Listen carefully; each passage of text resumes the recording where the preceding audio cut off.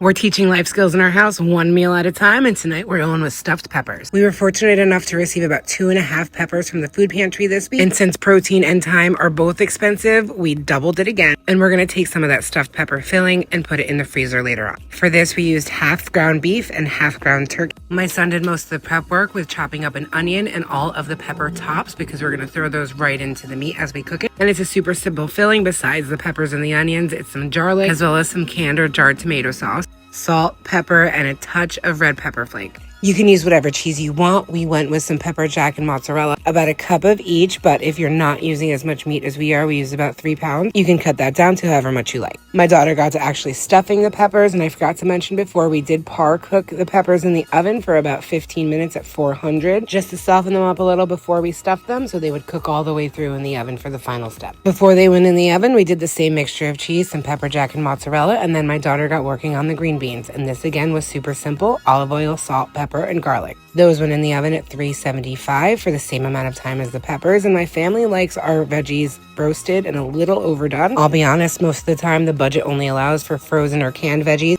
but these were a great deal at Walmart today, probably because they were the last couple there. And I also found these rolls on the clearance rack because they had a Best By date of today, so I threw those on the plates and they buttered them themselves at the table. Put a plate to the side for my husband for when he gets home from work, and that was dinner tonight. I think the kids did an absolutely fantastic job. It was delicious, and I'll see you all soon.